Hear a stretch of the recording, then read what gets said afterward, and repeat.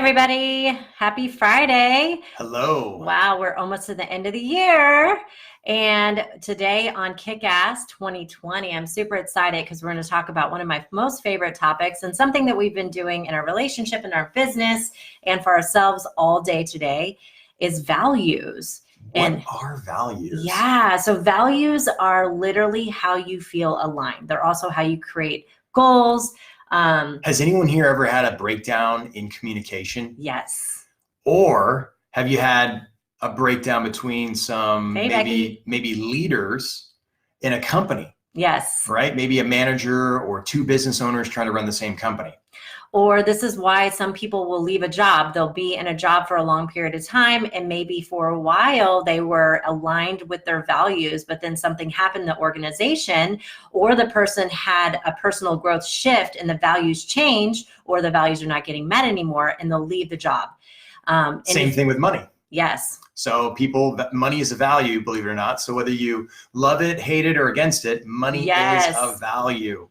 So they're how we're unconsciously motivated. They're how we discern right from wrong. It's how we judge what is right or wrong for us. And it's how we feel like we're getting what's most important to us met.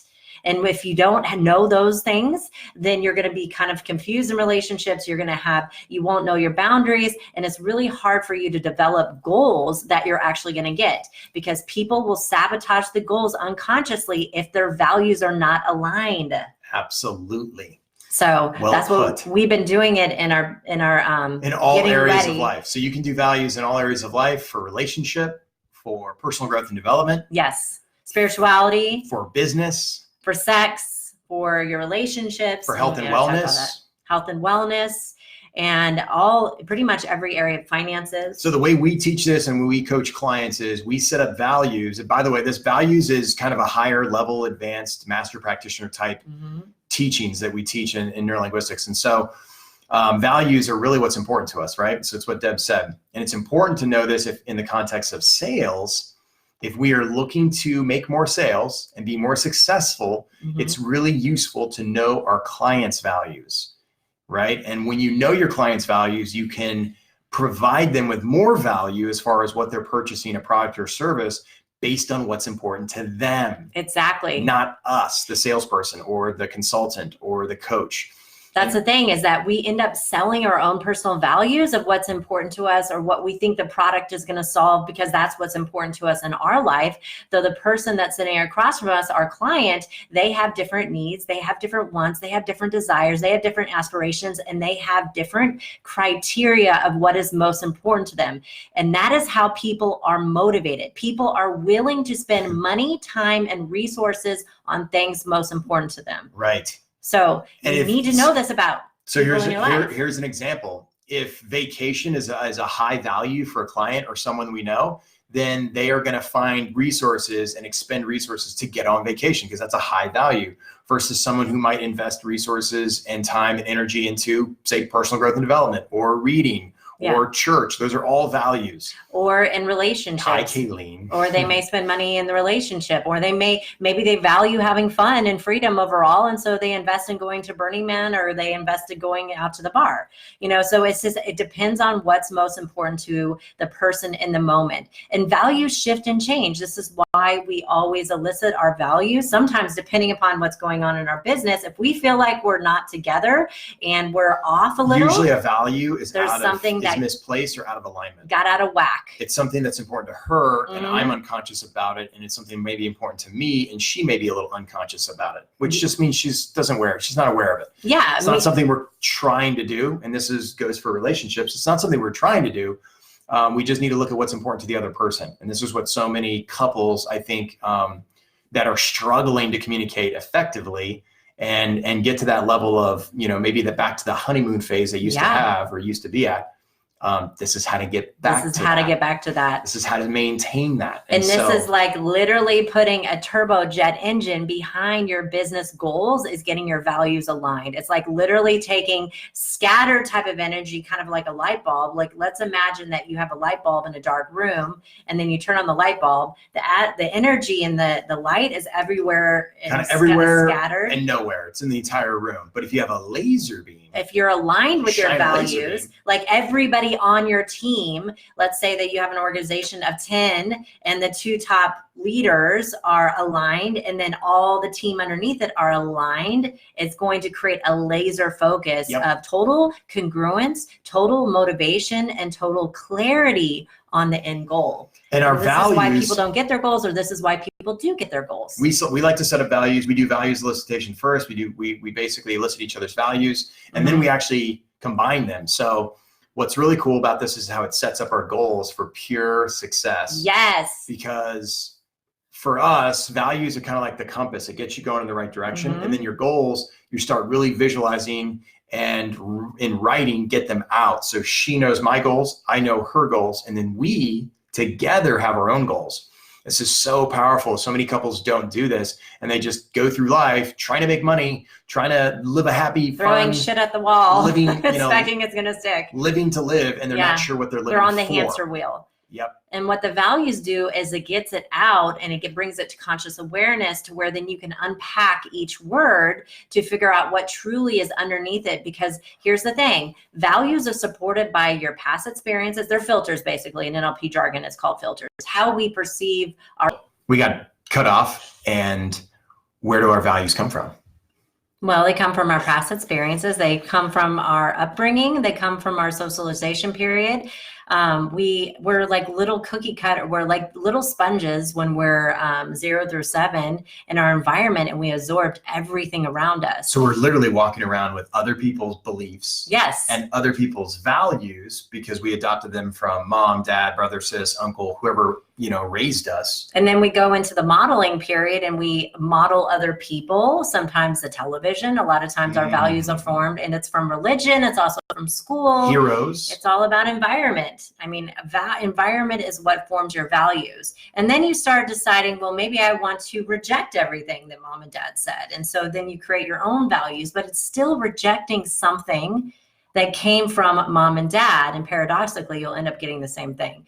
So values are supported by our belief systems, whether they're limiting beliefs or they're actual positive beliefs. Yep. And the thing is that... Hey, Deborah. Hey, Deborah, it's good to see you. How are you? So if we have values that have limiting beliefs around them, and then we have positive beliefs around values, let's say the value of money. This is a good one. And Deborah, you'll like this because she is a prosperity coach and she kicks people's ass into prosperity. So people, if they have the value of making profit in their company or making money in their company, but then they have a whole bunch of limiting beliefs around money, like money is dirty, evil, it's hard to make. It's hard to make. It's hard to shameful keep it. to spend too much of it. Or recently a client, I helped them let go of paying too much taxes. I'm like, don't you want to pay more taxes? Yeah. Based on the amount of money you'll make. I mean, if you let go of the fact that we all have to pay taxes, like wish you paid triple the amount of taxes you pay or quadruple the amount of taxes you pay. Then you have a positive belief, like you want your business to have $1 million of revenue, or maybe it's 250,000 this year. But then you have all those lurking, what we call away froms, which we'll talk about tomorrow, of how to smoke those out and find them. It's literally going to be, you're going to get this up and down consistency in your results. If you ever feel like inconsistency. If you ever feel like you hit an income ceiling in your business and you just can't get any higher, you can't make more money, you can't make more sales, chances are there's some values out of alignment or beliefs within the value of money or making money or profiting, which means a lot of people, when we talk about revenue, we talk about profit, they immediately think of debt. I got to get out of debt. I got to pay off debt. Whatever it is, debt in it or out of it, all around it, it's not revenue, it's not profiting. So there's blockages around that if we freed those blockages and just open the water, the flow of water, things would just pour right into our reality. When you get alignment within values, it's incredible what you can create. And we talk about the conscious mind as the goal setter and the unconscious mind as the goal getter. Well, the values are stored at the unconscious level. And it's literally like the wind to the sailboat. If you don't have the wind, and let's say that you have a sailboat with no compass. Hey, Nicole. And you have no wind, you're not going anywhere. Nope. So values are like the compass and the wind at the same time. So that's why we do it every quarter. Every quarter. Because here's the thing. Or sooner if necessary. Yeah, depending upon what season you are in your life, or your business, or what you're trying to do. Sometimes your family values will be more important than your business values. Sometimes your spiritual values will be more important than your business values. Sometimes your health and fitness values are going to be more important than your business values. So Deborah has a great question. So identify values, then identify the limiting beliefs around that value. Yes. That's right. Precisely. Because the value is like, I wish we brought our whiteboard up here. So value around money. Yes. So the word money, let's say that it's like a little circle and there's money inside. And then with that money, there's these beliefs that come off of it, kind of like it's like the sunshine rays, right? And all those beliefs are collected by that value, that one thing that's important to you. So you could have, and also they're attached to experiences. So if we change the value, we can change a lot of beliefs that are attached to that value. Yep. So if you have a shit ton of money beliefs or money blocks, and you move the value of money in what we call the hierarchy, which we'll talk about a little later, it will change how you represent money like that. It's so incredible. Yep. So, and same thing with communication and partnerships. That's what we were talking about originally. And how we started this whole thing. Yeah. Well, we just did all of our values. And we're doing we did our 2020 values starting off the new year. Okay. And this sets up the foundation, right, for our goals. So we're setting up our business goals, personal, professional, personal growth and development goals, relationship goals, our health and fitness, health and wellness goals, health and fitness goals. So we do values and then we do goals on top and see, okay, is there anything value-wise that's getting in the way of us accomplishing these goals? Yeah. Well, you first look at the hierarchy and you figure out, is there anything on that list that needs to go? Because that's important. Because a lot of times people will have values that are away from. Right. They're not like toward motivation, meaning, a great example would be motivation, right? I mean, motivation could be a powerful value. And if you're trying to get motivated in order to create profit, that means there's something around motivation, just the fact that motivation's on there, whether you have it or don't have it. Values tend to be, when they're higher up, they tend to be more conscious. We tend to be more aware of what we aren't doing. Exactly. Or I see this a lot in people starting their first business for themselves, and they have freedom at number one. Freedom. And I'm going to be real with you. In the beginning of your business, you're not going to have a lot of freedom. You're going to need to hold yourself accountable. You're going to be time management. You're going to be hustling your ass off. And for you to have freedom is going to prevent you from getting consistent results, because that value will override. If it's really super important to you, it'll be number one. It'll be the most motivating. And paradoxically, it will sabotage. Yes. And it's funny because freedom, the more time management you have, the more freedom you have. The more money you have, even the more freedom you have, except for if freedom's more important than making money. We'll talk about money and sales. So Deborah, good question. What question do I ask to identify value? Exactly. Yeah. What's important to you about money? What's important to you about my business? So the container of you did the 3-day business. So you've got the that's right. You've got the language like perfect. For sales. Here's a great example with business owners. If let's say we're not conscious of revenue, or we're not conscious of sales, we want to move that right to the top. We want to have sales and profit, or making money, or make money. We want to have it toward the top. We've worked and coached a lot of business owners and coaches that didn't even have money in their values. And guess what? It was a challenge. It was a problem. So they had service instead. It's a paradox. There could be issues with values that are on our hierarchy, and they're also the fact that they're not on there. There could be issues. So it's kind of a balance there, and it's kind of intuitive as far as once you dive into it, you get to know these well enough. But money needs to be up there. If it's a brand new business, we got to be focused on making money. We got to be focused on sales. And if sales drop or dip, chances are we're not as conscious of sales. Yeah. And sales, as far as I'm concerned, drives the business. There's no way to make profit if we're not making sales. Yeah, exactly. I haven't found a way how to do that. For Deborah, she was asking, so what question do I ask to identify in health? Yeah, so we call it depends. What resonates with you more, Deborah? Is it health and wellness, health and fitness, or just health? So what is important to you in the context of health? And then whatever word first comes up for you, just write that down. What else is important to you in the context of health?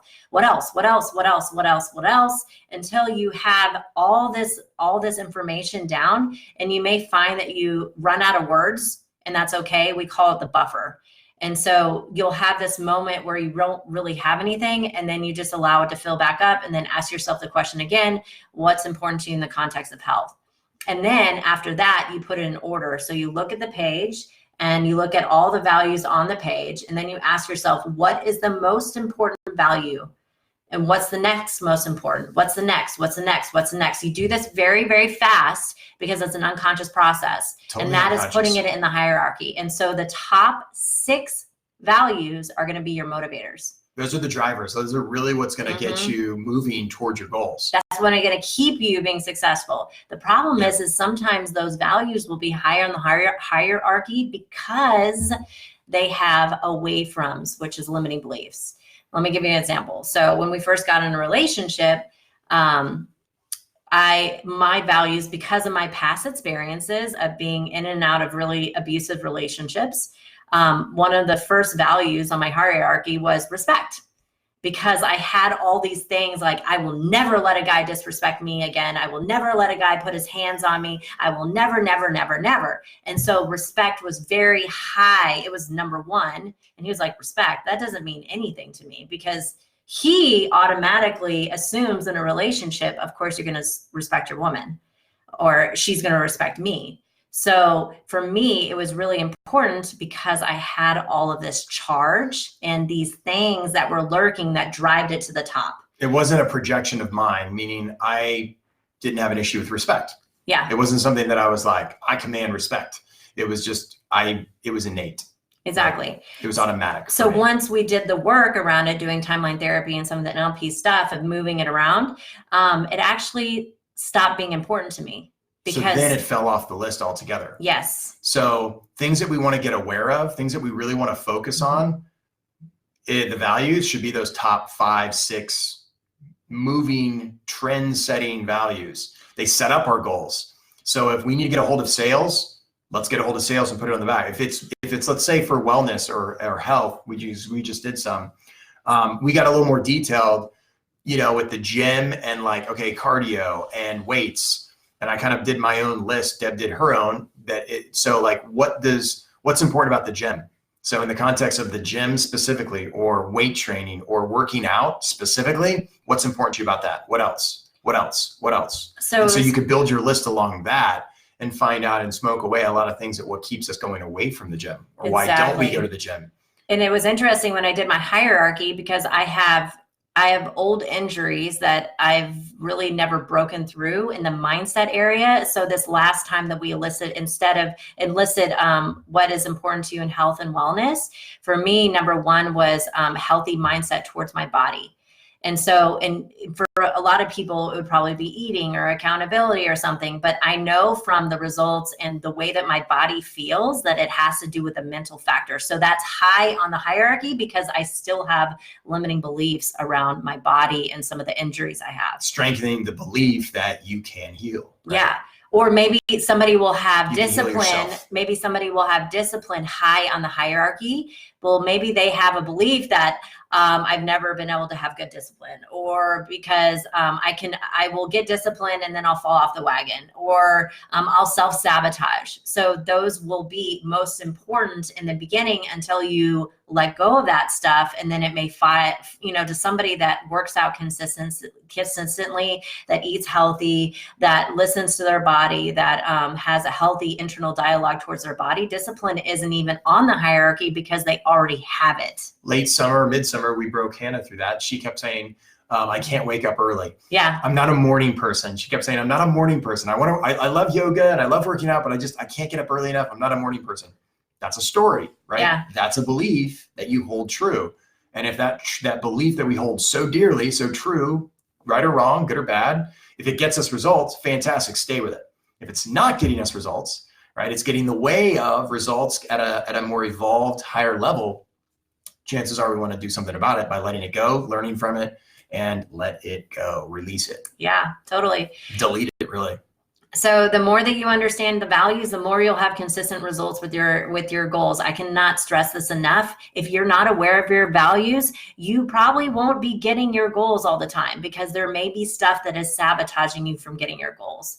So stay tuned. I hope that you got a lot out of it. I'm glad that Deborah said that we gave you step by step. So stay tuned for tomorrow because we are going to talk about once you elicit them, which again, I'm going to repeat it, is all you got to ask in the area of life that you want to find the values is what's important to you in the context of money or what's important to you in the context of business. You can do this straight up over the phone in a one-on-one consultation or over the phone. So eliciting clients' values and just getting it out of them is straight conversational change.